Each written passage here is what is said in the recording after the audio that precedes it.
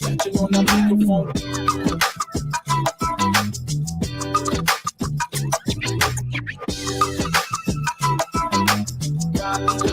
Scratching on the microphone.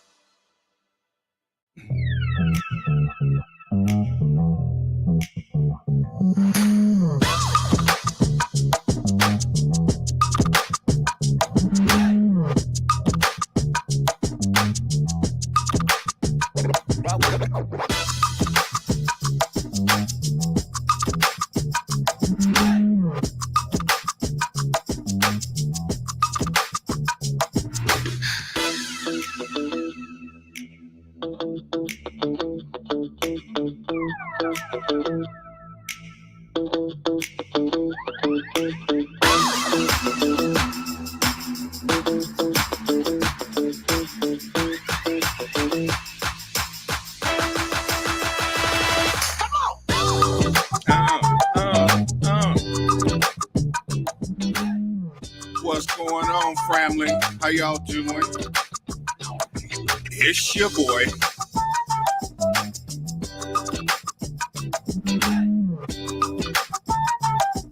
I think we all should be in recovery mode after last night's presidential debate.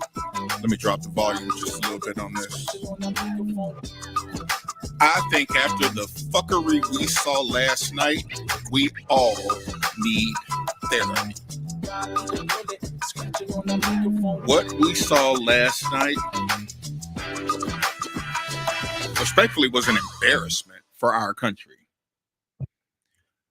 It was an embarrassment that will live in the minds of every person from another country who actually gave a shit to watch the debate to see what was going on. I think about the world leaders who were watching last night and thought, okay, you know what? Let's see. Let me follow this debate and see what's going on here. Wow is all I can say. It was not a good look. It was not a good look.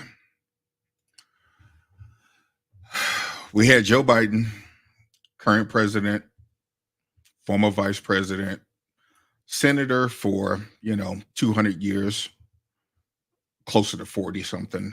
I think it was actually like 47 or something like that. Maybe that's just how long he's been in politics. But bottom line, it was too long. I don't think that's what our founding fathers ever envisioned, of people staying in politics that long.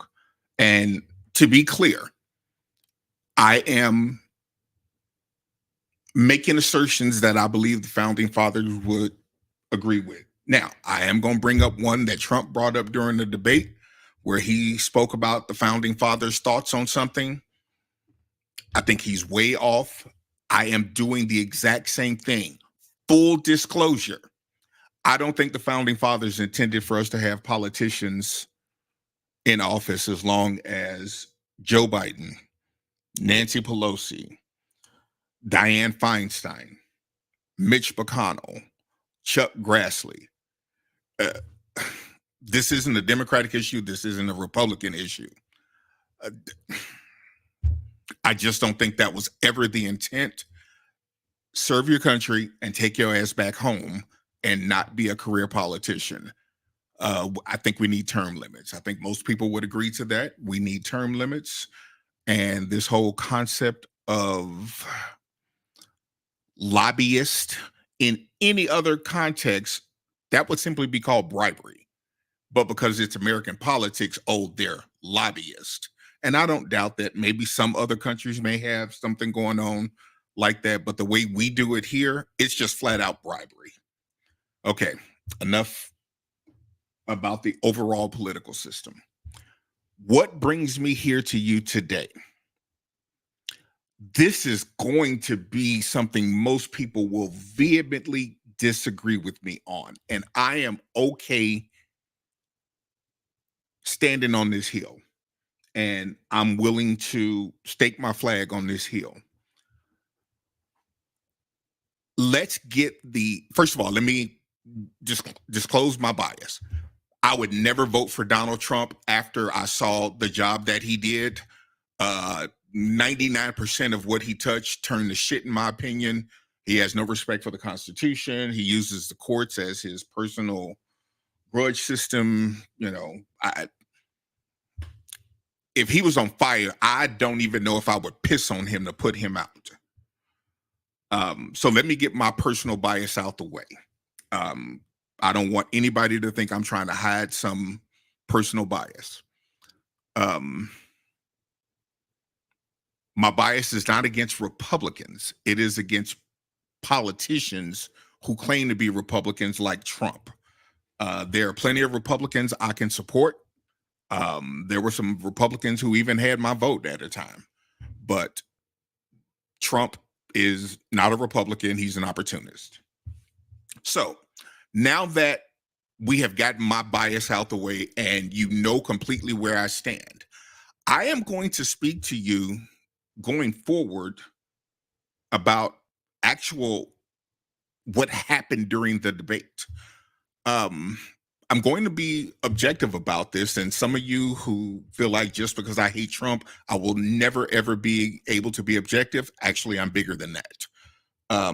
The issues that our nation deals with requires us to be bigger than a party. I don't have loyalty to a political party, but there are some ideas that I think are just great. Some I think we could change. Some I think we have gone way too far with. So when it comes to the debate last night, I actually watched it twice. I watched it live, and then I went back and watched it again to see what actually happened below the surface. Because on the surface, we all saw President Biden came out, he was barely talking like this, and he kept looking like he had to cough. My comedic side is going to come out for about a few seconds, so bear with me. I don't know if he ate some pussy right before the debate last night. He's act like he had a hairball caught in his throat. Respect to Dr. Jill and respect to President Biden, but the comedian in me is coming out for a few minutes. Bear with me. I felt like he needed some bread and a slice of bread and a glass of water. Just go ahead like a cat and hawk up whatever seemed like it was interfering with you speaking. I've heard it before. I don't think it's every single time I've heard him speak, but oh my God, just on the surface, it was like, dude, just get it up. Okay. Try to put the comedian back on the back burner here. Biden's job yesterday was to come out and prove to the American people that he was still vibrant, and he failed. He absolutely failed. If Biden had come out with the same spunk and energy that he did with the State of the Union address, he would have clearly, unambiguously mopped the floor with Trump all over the stage. I posit that he still, despite the cognitive flubs that he had, because he had some, I would never sit here and tell you he didn't. He absolutely did, where it looked like he just couldn't get his thoughts together. Now, I am going to give Biden this much of a reprieve. The man has a speech impediment. No one wants to give him credit for that. They just say he can't form a sentence. The man is trying not to stutter. He's stuttered his whole life. It's well documented. I understand that won't matter to some people who dislike him. But if I'm being objective, I do have to acknowledge that he first has a speech impediment. To be clear, all the train wreck we saw last night in some areas, that was not all speech impediment. So I am not giving him a pass on his verbal and cognitive slip-ups last night. So don't think that's what I'm doing, because I absolutely am not. But I am acknowledging that he does have a speech impediment. He's well known, documented for being, someone who had to overcome stuttering. I'm not even going to make fun of that. That's something he has no control over. Born with it. Hey, congratulations for making it as far as you have on this planet, and essentially winning the battle for the most part with that challenge. All right. Let's talk about actual policy and who articulated a plan going forward. I looked at each question because, again, I watched it multiple times. I looked at each question and how the candidates actually responded with what substance. Now, again, I am removing Biden's cognitive decline and his speech impediment. I am removing that. We've already acknowledged that. That was the elephant in the room. That alone made it seem like he lost the debate. To most Americans, he lost the debate. To many Democrats, because of that, he lost the debate. No question. I was so disappointed. I was worried he wasn't going to make it through it. Just being honest. Now, with that being aside, let's look at the actual answers to the questions that they gave. There was a theme last night to the responses to the questions that they were asked by the moderators, Jake Tapper and Dana Bash.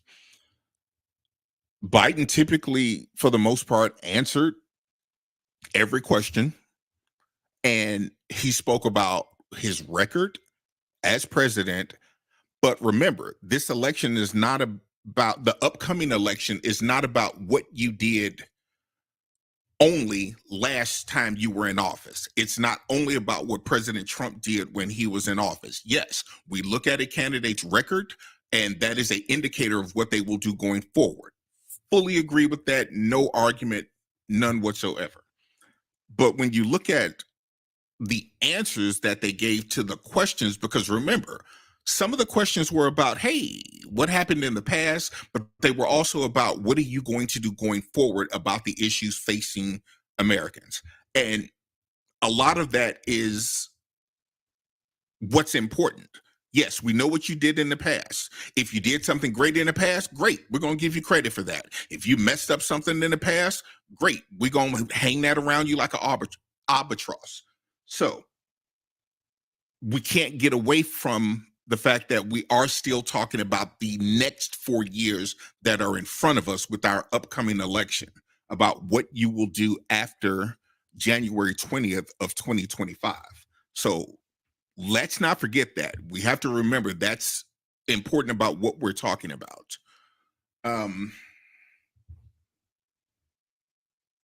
FYI, I'm looking over at some notes I took throughout the debate. So let me look over here and give you the first thing.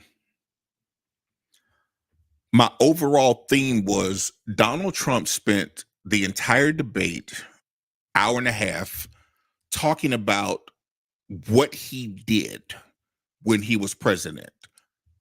Like I said, there is some element of defending your record or reminding people of your record. No problem with that. But if you go back and watch this debate, I know most people aren't this interested in politics. It's a hobby of mine. I know most people will never do this. But if you actually look at the answers to the questions about what you're going to do going forward, Donald Trump pretty much had nothing. He aired grievances. He spoke about, who he think did him wrong. He made up stuff. No, I can't use that word stuff. He made up shit. He just flat out lied like a motherfucker. He spent quite a bit of the debate line.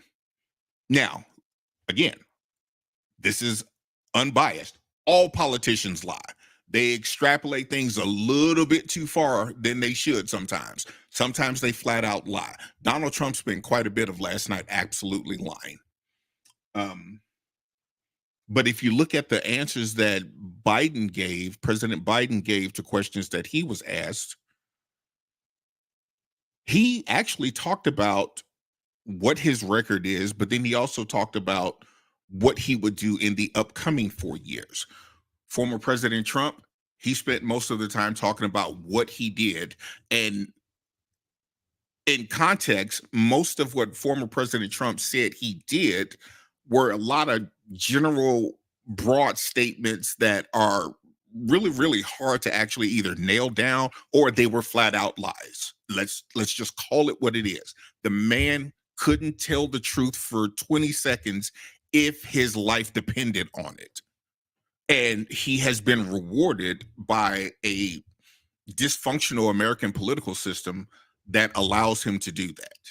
But essentially, the man lied, and rarely, when asked, and sometimes he was even asked the same question 3 times, and he went on talking about something else. It's his time to use. It is a debate. He can answer these questions however he chooses.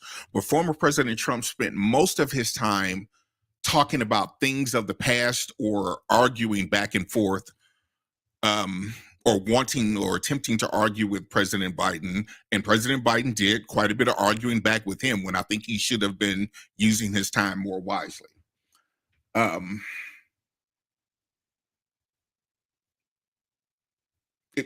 It wasn't a good look for the country. Let's talk about the first question that was asked. President Biden was asked, what do you say to voters who feel like they were better off before you became president than they are today? And for the most part, he gave a reasonable look forward. He talked about what he accomplished, but he also talked about what he was going to do to keep helping essentially the American people, to put them in a better position under his presidency. Okay, I thought that was a reasonable answer. Former President Trump moved to his usual hyperbolic, bombastic statements about, the man has a very limited vocabulary. This is not me being biased. The man has former President Trump has one of the most limited vocabularies of any president I've ever heard speak. Most people I've heard speak. I think people who are in high school debate teams or college debate teams have a better vocabulary than him. But he spent most of the time talking about the past. He had some things that former President Trump had some things he actually could highlight, like when he mentioned the unemployment rate for African Americans under his presidency hit an all-time low. It's a lot of small details and context involved in that, but it's a fact. The number went low. So that is a great thing for him to highlight. And the question was pretty much teed up for Biden to defend what he has done, but he also defended what he has done. President Biden defended what he's done, and he also talked about his vision for the future. At no point did President Trump really give a vision of what his continuance would look like. Former President Trump, there was a issue where he provided funding to HBCUs. Okay, that's something he can taunt. This is what I did specifically for African Americans in education. Great. Yes, you did that. But that was pretty much it. Um, Jobs were um, doing well at one time, and then in all fairness, with COVID, jobs just took a tank. I don't know how well it would have worked without COVID, but for that, if we look back at history, it is undeniable from economist data. Democratic administrations leave the country better off financially than Republicans have. Republicans typically campaign on less government, less spending, things like that. But once they get in office, they spend, spend, spend, and not necessarily produce, a commensurate amount of jobs to go along with how much they're spending. If for those who remember Bill Clinton, we turned the debt clock off.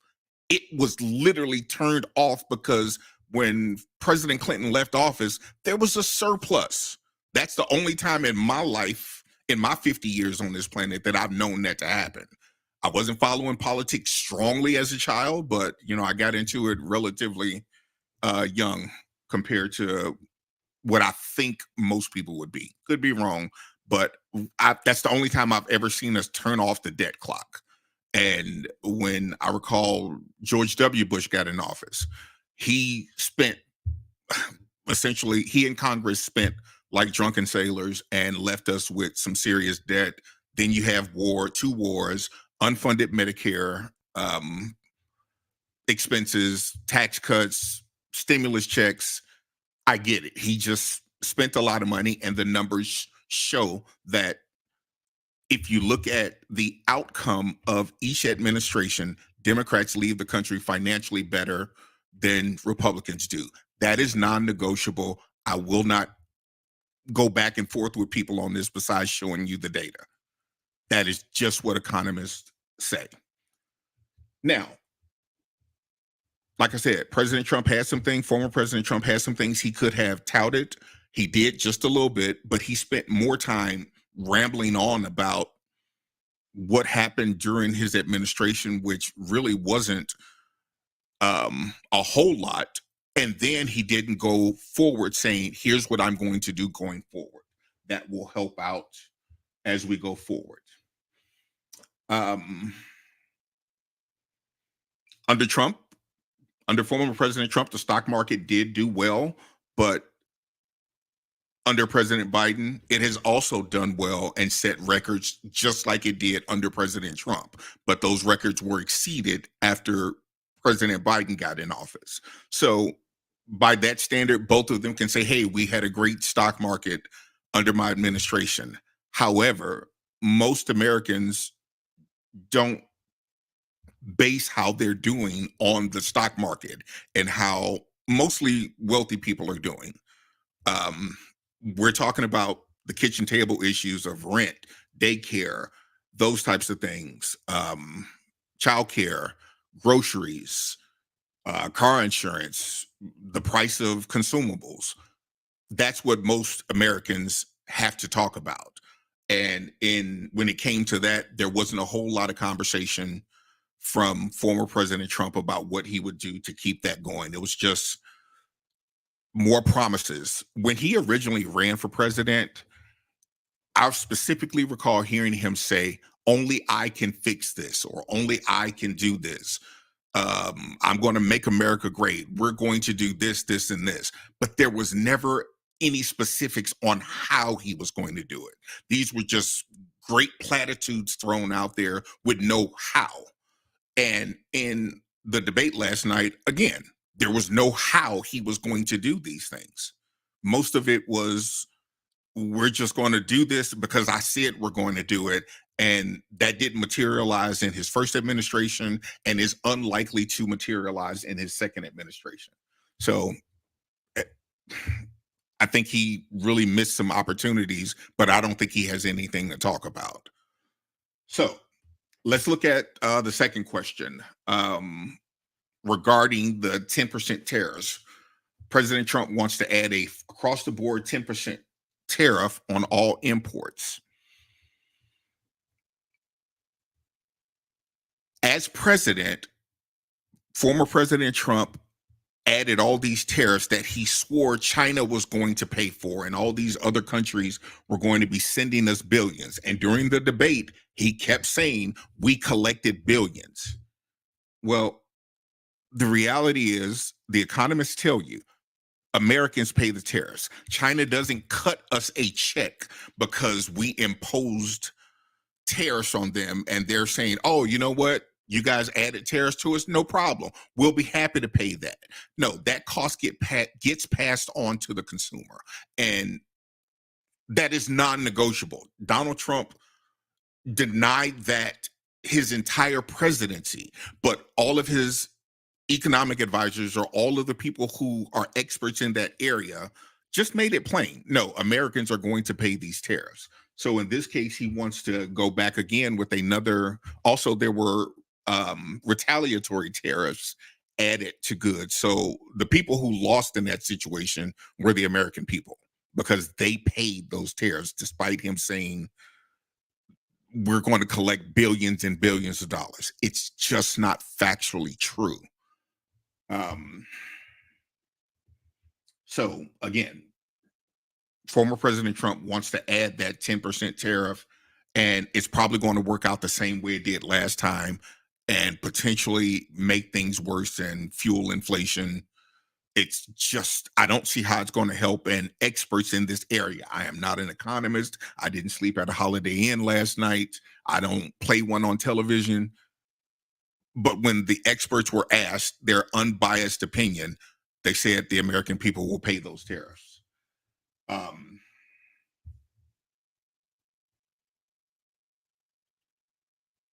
That is just not how tariffs work.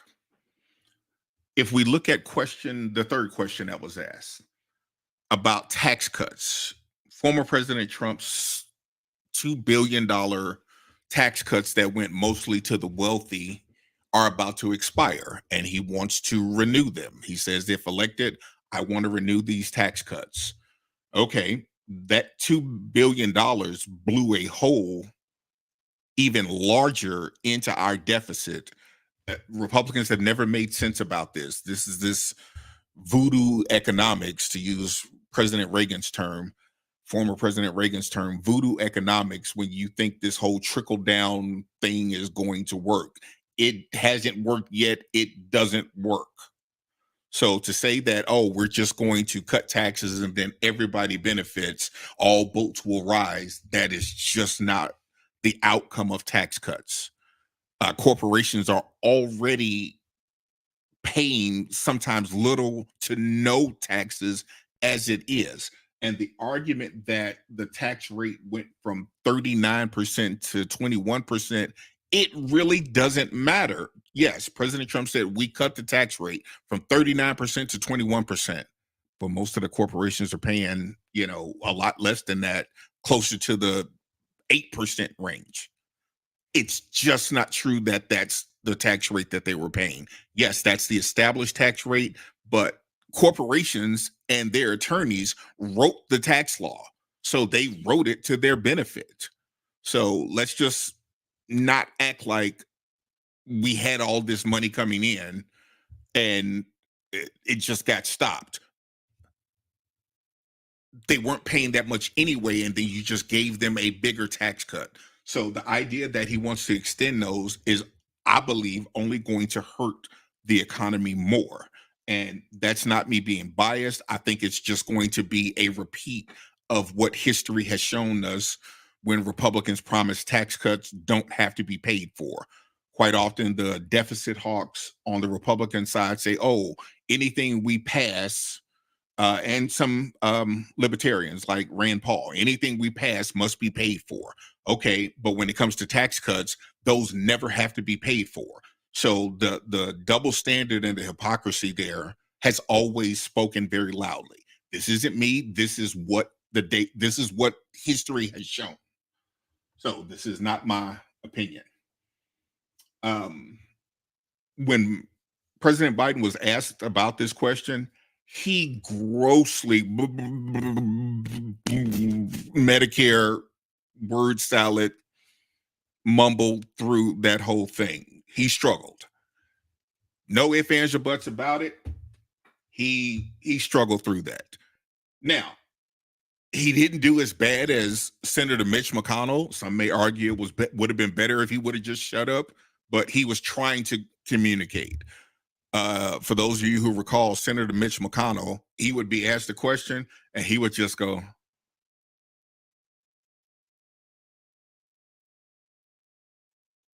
dead silence, 30, 45 seconds. And he did that multiple times. Biden wasn't that bad, but it was bad still. No question. When it came to talking about taxes, former President Trump went on a ramble about how immigrants are collecting Social Security, how they're collecting Medicare. It's just not true. Are they getting some government benefits that are being funded by some governments? Yes. Are taxpayers through charities funding quite a few of these? Yes. Are city governments blowing holes in their budget trying to accommodate all the migrants? Yes. I was all on board when Texas Governor Greg Abbott started busing migrants to other cities, other states, so other states would feel the pain.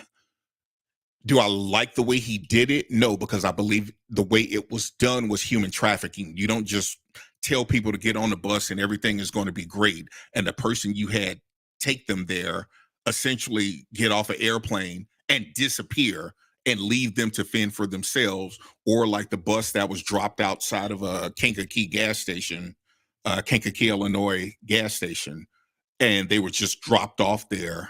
That was wrong. That the way it was done was wrong. But the tactical move of moving people to those other cities that was done by Texas Governor, Florida Governor Ron DeSantis, ultimately, it was what was needed to get other people in the country to share in the pain. That is, people coming across the border is an American problem. It's not a border town or border state problem only. So while I disagree with how they did it, it was an excellent tactical move. Bravo. But when we're talking about the border, as we were being asked about, or as the question was being asked about the 10% tax cut, former President Trump went on to ramble without proof again that countries were releasing their prisons and sending those people to the American border.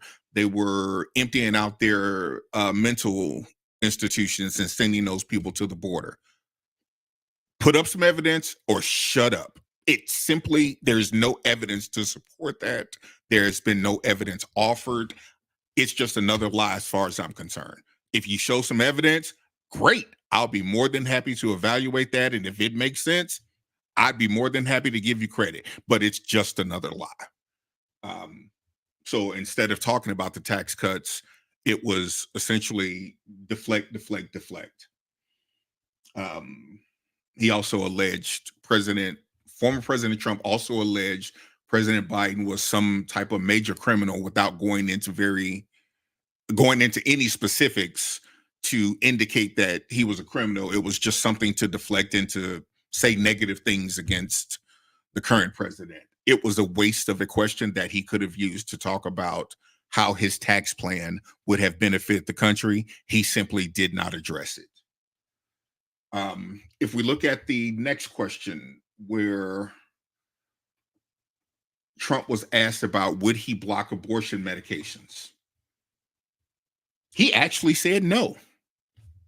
Good on him. He answered a question. He said no. He would not support blocking those. Then Trump went on to allege that everyone, Democrats, Republicans, conservatives, liberals, other world leaders, the founding fathers wanted Roe versus Wade overturned. He literally he invoked the founding fathers. I told you all I was going to bring them up, and there you go. I'm doing exactly what he did, but I have a much more reasoned argument than he does. Former President Trump said, even the founding fathers and every world leader didn't want Roe versus Wade to be a federal issue. They wanted it returned to the states. Bullshit. What evidence do you have of that? You're just rambling on to fill the time. Speak on it, give a real answer, but none of those were real answers. They were just babbling. Trump lied about, and I hate when I hear Trump and some other Republicans typically who say this. Democrats want no limit on abortion. They want a person to be able to have an abortion after the baby is born. He literally mentioned having a baby laying outside of the mother's womb and we sitting back and deciding, do we want to terminate this pregnancy? That is not what at best, if I'm going to give former President Trump the most credit, he is grossly missing context. When you're in that situation, you're talking about trying to save the life of a mother or trying to save the life of a child, or you were talking about a child that has significant health risk that likely will not survive, and you're now trying to decide medically what is best for the patient and the child. And that is a very, very personal decision. And actually, I really wish they would have framed it that way about how personal of a decision that is. But just to lie and say, he referenced the former Democratic governor of Virginia in a statement that he made, and I personally feel like he took it out of context, that, we're just going to have a baby be born, and go, hey, mom, while you're laying there, you want us to abort this baby? That is what he kept trying to purport. That is simply a lie. It's infanticide. It's called first-degree murder. It's called premeditated murder. You can call it whatever you want. It's just a lie. So he could have had a real conversation about tough issues that many Americans are dealing with, but he chose just to use hyperbole and just to lie about it. President Biden gave reasonable answers in that situation. He said he wanted to go back to Roe versus Wade. For those that don't know, the Supreme Court case Roe versus Wade was decided on the issue of privacy between a patient and their doctor, not about, do we want, women to be able to go out and have a whole bunch of abortions. It was more based on privacy and the need of a doctor-patient relationship to make that decision based on multiple factors. So former President Trump really wasted an opportunity there. And he just flat out did a bunch of lying and a bunch of hyperbole that did not serve his campaign. Well, it may have served his campaign because his voters do not necessarily, the base of his voters essentially don't care what he says. They're still going to support him. He can incite an insurrection and they're still going to support him. In former President Trump's own words, he could shoot somebody on the middle of Fifth Avenue and not lose any voters. And he almost is factually correct. His history has shown that since he started running for president and even post-presidency. So in that sense, he's factual about not losing voters, but it's not a good faith argument. During that discussion, President Biden made the claim that returning abortion to the states would be just as silly as returning civil rights to be decided at the state level. The idea that we have a patchwork of abortion laws across the country, in my opinion, it interferes with, and some of you may think this is silly, but if you remember, I'm going to cite a Supreme Court case that backs this up. It interferes with the Interstate Commerce Clause. The Heart of Atlanta motel case, I believe it was versus Georgia, was decided by the U.S. Supreme Court that said you cannot deny blacks access to a hotel. And the ruling, instead of saying we're going to rule on this based on the Equal Protection Clause, the argument was made and accepted by the U.S. Supreme Court and affirmed that the Interstate Commerce Clause prevented hotels from giving Black travelers a hotel room. I would argue that same clause could be used, the Interstate Commerce Clause could be used to address the abortion issue, to come up with a plan at a federal level that all states have to agree with so that it would be uniform across all states. I also believe the Equal Protection Clause could be invoked because if you look at, there's more women in the country than men. There's a couple million more. I think it's like 3 or 4 million more women. The idea that there is no laws that Congress has enacted to regulate men's health care or reproductive health, to me, that's a imbalance and doesn't represent equal protection under the law. But also, I think the Commerce Clause, Interstate Commerce Clause, could have been used to make that argument. But no candidate went that route. I can kind of understand why they didn't. Most people wouldn't understand the Interstate Commerce Clause. I'm personally a constitutional law junkie, but I doubt anybody would have, looked at it that way. But the point that President Biden was making, we can't have a patchwork of laws about the same topic. If you want to look for a similar example, if you look at firearms, yes, firearms are the right to bear arms by a well-regulated militia, which never gets included in the discussion, is a federal issue. Different states have different rules about firearms. The Supreme Court is currently starting to fight back against that more to try to get some consistency, but there are still different laws based on what state you're in that have firearms. So when people look at me and go, "You're from Chicago, you're from the murder capital of the world." Well, first of all, or the murder capital of the US. First of all, Chicago's not even in the top 10. Second of all, most of the guns that get used in gang violence, senseless shootings, mass shootings, those firearms were not made in Chicago. They were not made in Illinois. They were not purchased in Illinois. Most of those come from conservative states where it's easier to get guns, like going to a gun show in Texas and being able to buy 5 AK-47s, and then those get trafficked. There's no requirement to report it.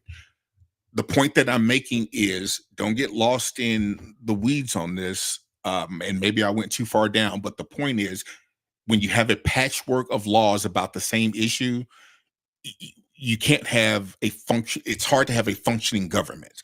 That's why this abortion issue just keeps going back to the Supreme Court, keeps going back to all these different courts, and we don't have a single solution, because now it starts off at the state level, then gets appealed to the circuit court, then state Supreme Courts.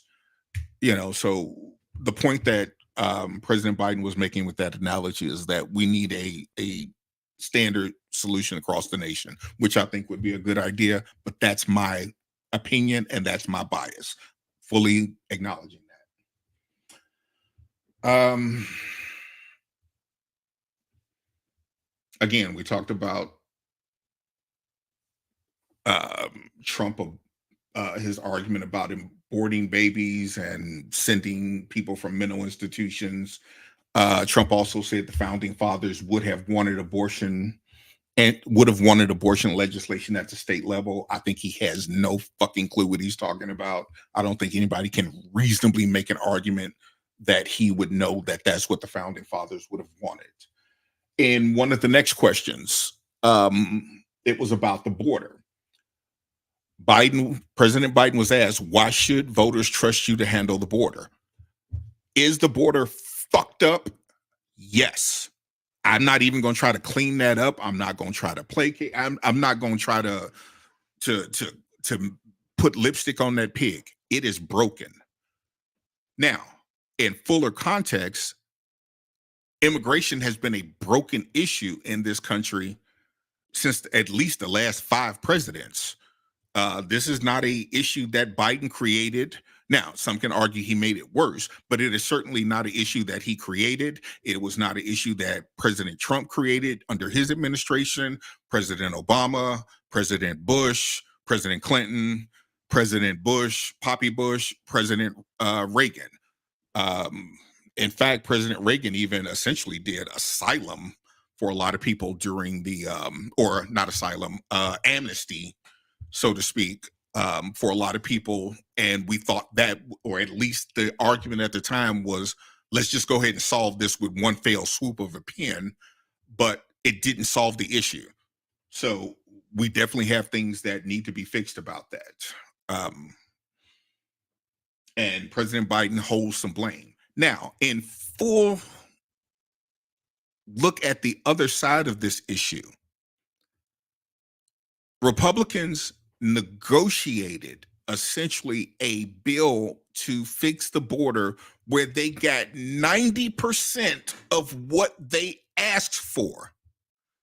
In this border bill, they sent a Republican representative, I can't remember his name, to negotiate this bill. And they got just about all they wanted. And right when it was time to vote on the legislation, President Trump said, oh, no, I think this is a bad bill. I don't want Republicans to vote on it. All the polling was showing this bill was going to pass. And the politicians were proud of it, that they were finally going to be doing something. Great, solve a problem. And then former President Trump comes along and goes, no, I don't want you all to support that. So you're talking about people who created the legislation voting against their own legislation. We saw that back during the Obama administration when a Republican would come up and say, hey, you know what? I got an idea that we can use to solve something. And President Obama would go, you know what? That's a good idea. I'm on board with that. And then when the bill came up for a vote, the person who sponsored the bill, the multiple sponsors of the bill that the president supported, President Obama supported, that was put forward by Republicans, if he said he was for it, they literally would vote against their own bill. The record is there. I'm not being hyperbolic. It's proven. You can't go back and erase that. So that's the same thing that happened with this. So I kind of have a hard time giving President Trump any credit for doing something about the border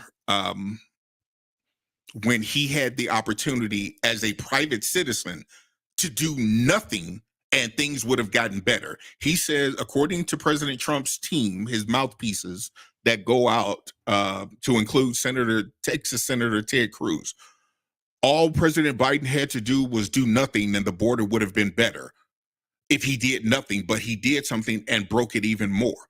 In the case of making the border better for the American people, all President Trump had to do was nothing. Say nothing. A bill would have passed and it would be something that would help. Anytime a Democratic president does something by executive order, which President Biden ultimately did after the bill failed because President Trump said don't support it, he used an executive order. Typically, Republicans will complain about, oh, he thinks he's a king. He's trying to legislate by authority. He is not a king. You have to go through Congress for this. But when you tried to go through Congress, you all blew up the bill, and then you want to turn around and complain. You don't get to do both. Sorry. So that was, a really big missed opportunity. If the question to Biden was, why should you be trusted on the border? That same question could be asked of President Trump. Why should he be trusted? And let's look at what President Trump did. He did some good things. He fought some things. He broke some laws, and he didn't care about it. I'm not necessarily mad at him. Let's just change the asylum laws, get Congress together and change the asylum laws, because that's what we're mostly talking about, asylum laws. But the idea that President Trump is saying we got to fix the border and DHS needs to do something. When President Trump was in office, one of the things he did was he separated children from their parents or their families. And after they got lost in the system, and were separated from their parents and literally never returned to them when the Trump administration was asked why he was still president. What do you owe those families to help reunite those families with their kids? They literally said nothing. Based on that, I think former President Trump should have been brought up on criminal charges at the International Criminal Court in The Hague. You literally took kids from their parents and gave no shit about reconnecting them. That was just freaking foul. Americans wouldn't allow that to happen to a dog, but we allowed that to happen to people from other countries. If Americans' dogs got separated from them, you know how much uproar we would have. But because there were people and we're so stuck in our tribalism about politics on who's right and who's wrong, nobody gave a shit. So looking at Trump's record on that topic and what he would do going forward gives no inspiration that he's going to do the right thing or do anything even productive. Trump also said that migrants were staying in luxury hotels. I think using old schools or actually kicking kids out of their schools to put them in housing at schools while the kids have to go learn online, that was absolutely fucked up. I'm sorry, if I'm a taxpayer, you are not kicking my kid out of the school that I pay for them to go to house migrants, especially when before the migrants got here, we already had homeless people sleeping on the street, but we didn't do that for our own citizens. And so now you're going to do that for migrants coming across. I'm not saying two things can't be done at the same time, but the idea that that is what has happened in a lot of places, that is just wrong to me.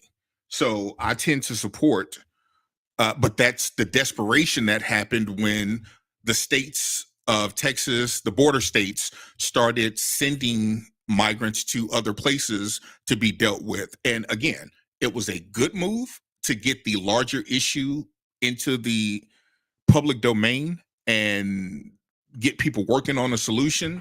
Republicans negotiated a bill with Democrats, but then Trump said, don't vote for the bill, and the bill failed. So we just created a bigger problem and really haven't done anything for a solution, despite the executive order that President Biden signed that has reduced the number of people coming across the border.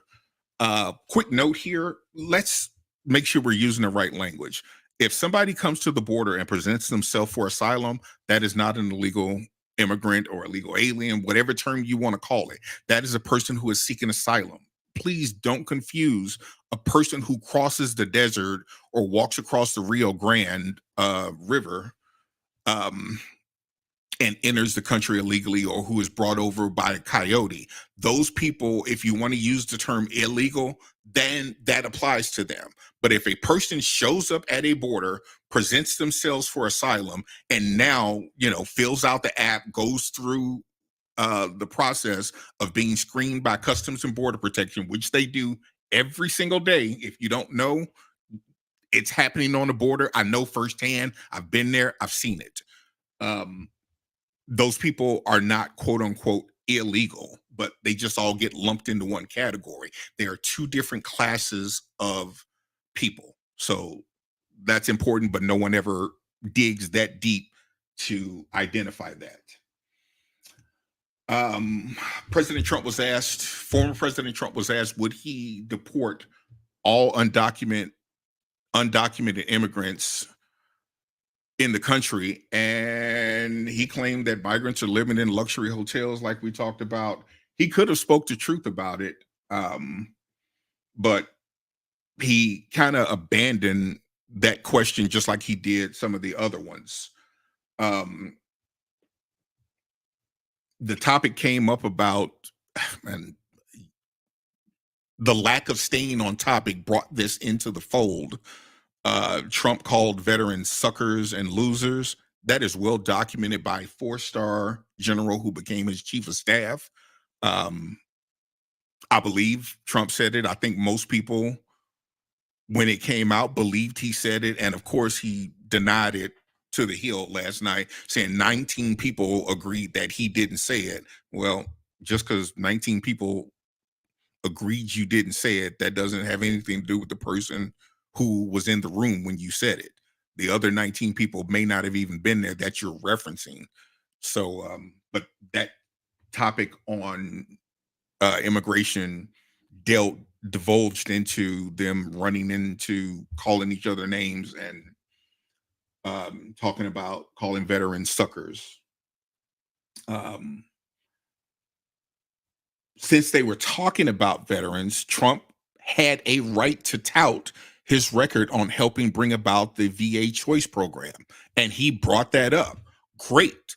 You actually did something that helped veterans get appointments and not have to wait 3-4 months. If a veteran is trying to get an appointment and it's over a certain number of days, they get to go and be seen by a local provider instead of having to wait 3 or 4 months on the VA. Real issue. Good job, President Trump. There's still more work to be done, but what you did when you were in office, you get credit for. Bravo. But again, that wasn't what the question was about. The question was about immigration.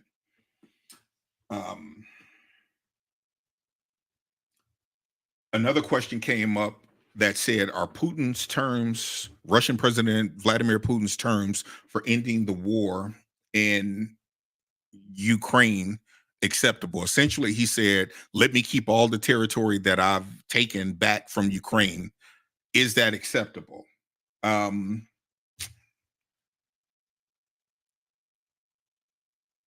Trump said ultimately, no. I think Trump said he will resolve the war. No, I know he said he will resolve the war with Russia and Ukraine before, if he's elected, before his even inauguration date. That simply is not going to happen. If those remember when he was running for president the first time, he talked about how he would solve all these other conflicts with, on day one and all this other things. He didn't do it then. It's not going to happen. It is highly unlikely that it would happen again this time. So I believe he was just being hyperbolic and just making more bombastic statements that have no basis in reality. But I think he ultimately did say he would not accept the terms. The conversation divulged into a bunch of other areas. Former President Trump made a criticism of President Biden about leaving all this equipment in Afghanistan after America left Afghanistan. Now, for those that don't remember, these aren't my words, these aren't my opinions. President Trump negotiated the removal of Americans from Afghanistan during his presidency. That agreement was made, and when President Biden came in office, that agreement was already in place.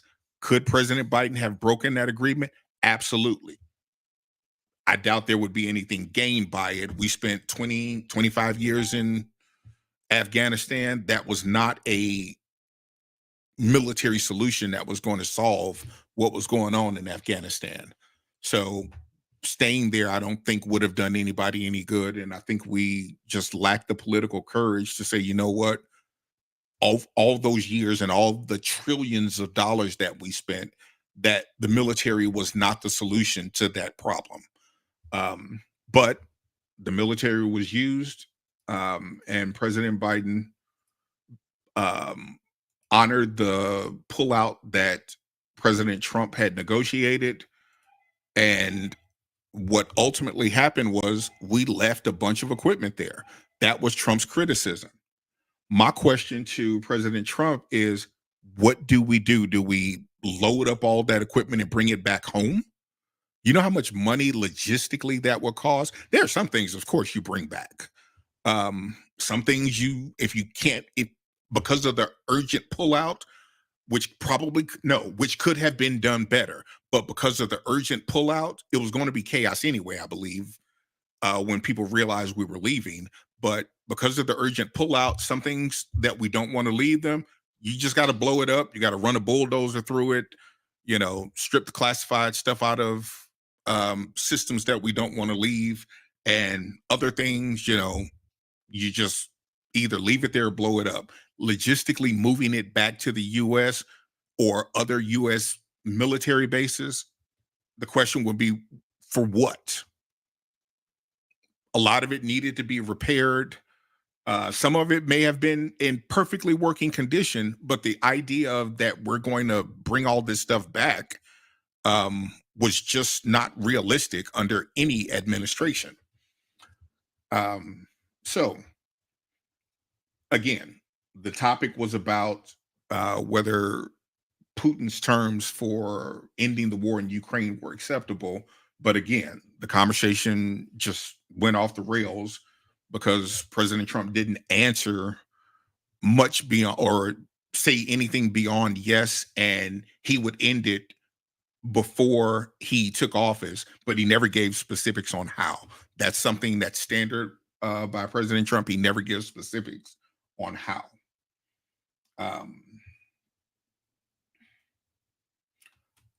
Another question came about what leverage will President Biden use to end the war in Israel and Hamas? President Biden literally laid out a 3-phase plan of what he would do. This is something about what's going to happen in the future and what he's promising in his next administration if he is given the opportunity. That's something you don't see President Trump doing. So when I say, although President Biden lost the optics, he won the planning element of a debate. Now, again, nobody's really going to be worried about that aspect because most people are just caught up in the surface level. But if you look down at far as planning and people stating what they're going to do going forward and saying why you should vote for me going forward, he laid out a plan. And that plan sounds like it has some reasonability to being able to work. However, there was nothing from President Trump on that matter. Another question asked about would Trump support the creation of independent state of Palestine? I think he said, I'll have to see. That was his answer. I'll have to see. And that was kind of it. Then he went on to ramble about other stuff other than the question. So again, if we're talking about an actual debate, he didn't answer the question. This kind of thing went on forever when they were talking about political retribution. In another question, Trump was asked if he violated his oath. He dodged the question. He blamed Nancy Pelosi. He blamed everybody else but except him. And he had the nerve to say, they asked me to do a speech. You were the president. It was a rally for you. Nobody came to you and said, hey, would you do a speech? You knew darn well what you were doing. You specifically tweeted this out and everything else. He deflected, saying America was energy independent. For those of you who don't understand, the phrase America is energy independent is a political phrase, not a statement of fact. Not a single person who is alive today has, or in the past, has ever lived where, I can't say in the past, before people, since we started buying oil from foreign governments, 50, 60 years ago, whatever it is. No person on this planet has ever lived a day on this planet, a year on this planet, where America did not buy oil from a foreign country. This idea of, oh, the Keystone Pipeline was turned off. It wasn't even built. Stop saying dumb stuff that you don't understand. The idea that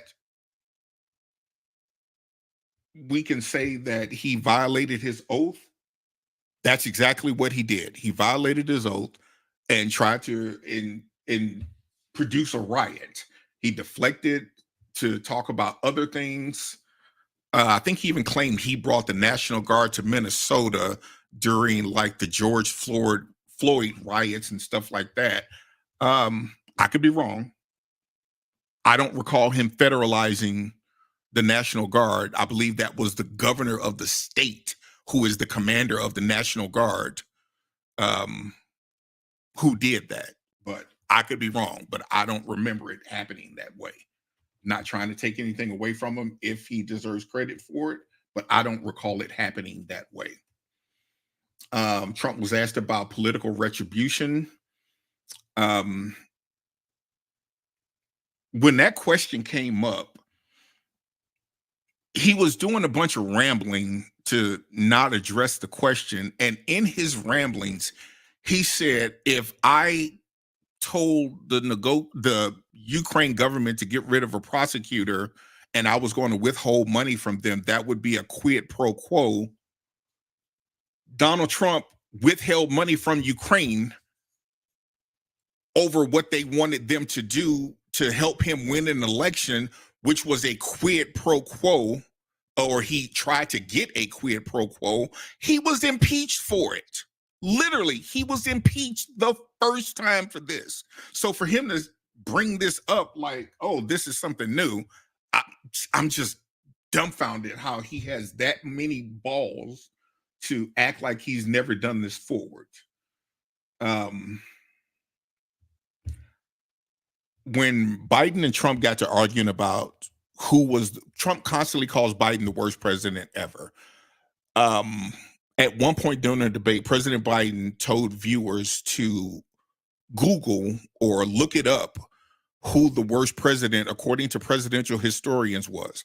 I remember that ranking that showed President Trump was at the bottom of every president, according to presidential historians. I remember that. So I actually went to look it up during the debate. The website for Axios, who had the story, crashed. For those who don't believe me, I posted the screenshot of the website crashed out yesterday. People flooded it to prove that Trump was ranked the worst president. He was at the very bottom. So he absolutely was at the bottom. Let's finish this up. I'm going to speed through these last couple. Biden, what will you do to Black voters who haven't said you've done enough? He actually laid out a plan and referenced what he was going to do. Again, Trump, when he was president, former President Trump, he said he laid out some money for HBCUs. Good on you. But Biden laid out a plan going forward. Trump gave no plan going forward. It was all about what he did, previously, or rambling on about his other issues. Trump was asked, will you take any action to address climate change? He attributed the term super predator to Biden, but actually I think it was Hillary Clinton. So he didn't address the issue with climate change. That's the first thing. Trump rightfully addressed his, covered that already.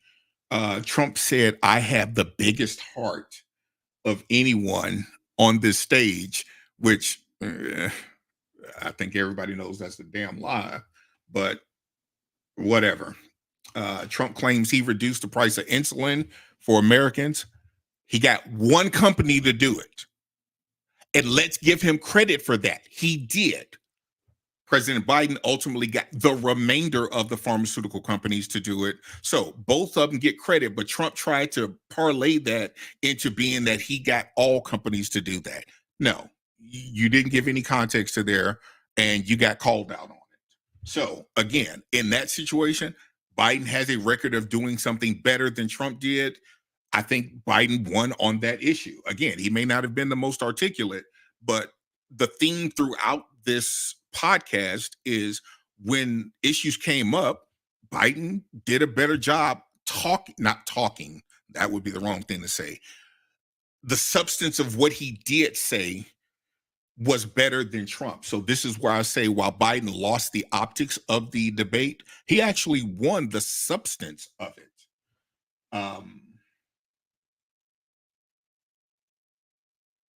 When asked about childcare, what would Trump do to help people with childcare? He literally went to talk about more political retribution and things that didn't have anything to do with childcare. And then he criticized Biden for not firing anybody. And he bragged about how many people he fired.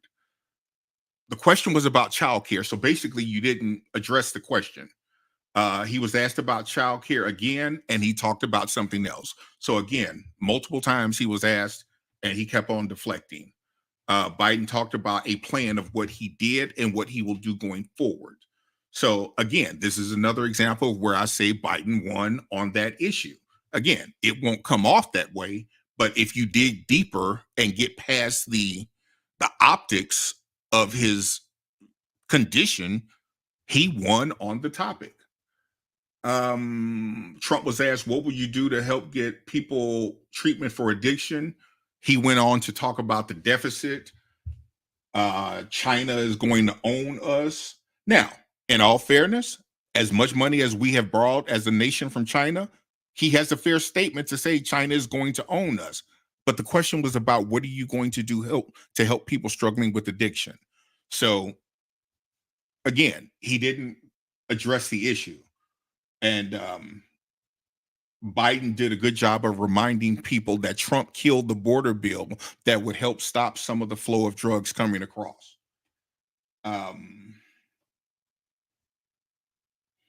Biden was asked about how do you address concerns about his age, and he responded to it. He reflected on his record, basically said, I get stuff accomplished despite how old I am. Trump referred to a cognitive test or one or two cognitive tests, talking about he aced it. And according to the doctor who administered it to him, he was like the only one who's ever aced it. Get the fuck out of here with that bullshit. Some of these cognitive tests are going point to the elephant, point to a giraffe, point to a doorknob. And he's bragging about that. I'd love to see Biden and Trump do a independent assessment of their intelligence, cognitive ability, grasp of world issues evaluated by objective third parties, but Trump would lose that, so he would never agree to that. Trump was also, during that discussion about how would they address concerns about their age, Trump and Biden got into a fucking argument about who's got the better golf game. Trump said, I just won 2 championships related to golf. And as the country is burning and some parts of the world are burning, these two old motherfuckers, old white men, are arguing about who's got the better golf game. I get Biden tried to bait him by saying, I'll play you in golf, but you have to carry your own bag.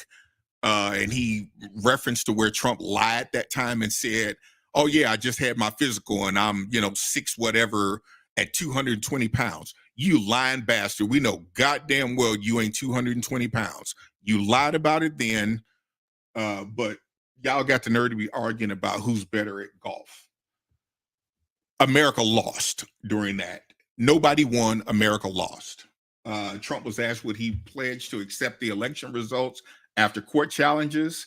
He went on to talk about how January 6th insurrectionists were ushered in and welcomed to the Capitol by police, which was bullshit. Claimed Biden indicted him, which no, he did not. Some of these cases are state cases. You cannot blame President Biden for that. Trump dodged the question. I think Biden should have hammered him home again on his his mental sluggishness is to blame, in my opinion, for him not hammering Trump on that question. Asked for a second time, Trump again deflected. Asked for a third time. He said, if it's fair and free. But he had to be asked 3 times, would he accept the results of an election? That's very telling.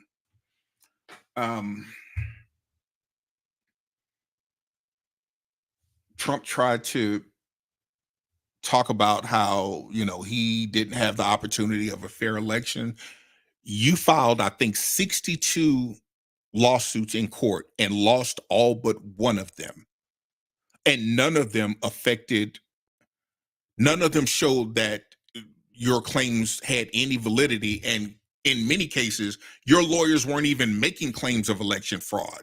They were just coming up with these really broad statements. And in some cases, the judge literally asked them, what is your argument, before throwing them out of court?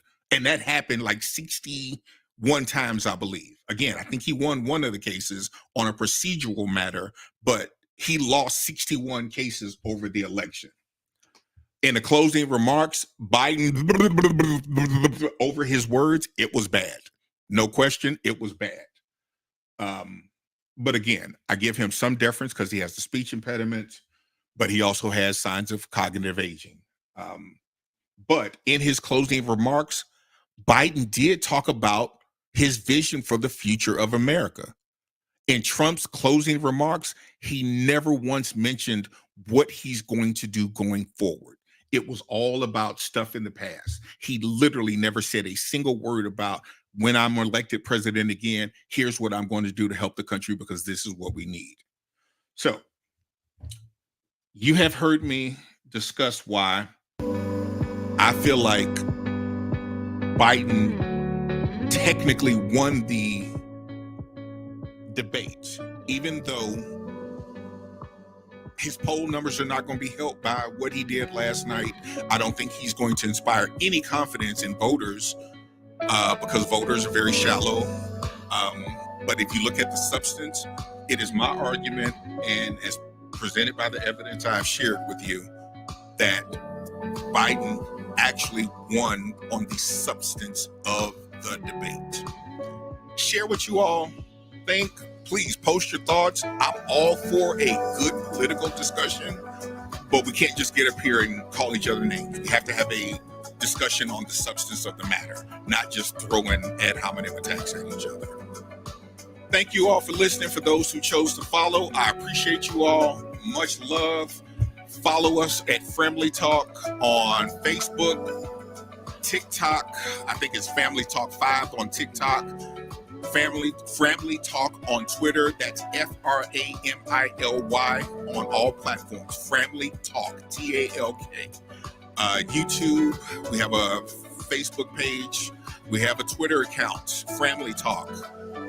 If you have things you want to see, the email is familytalk@gmail.com. Drop a message and we can develop some topics that you want to hear about. Thank you all. Peace, love.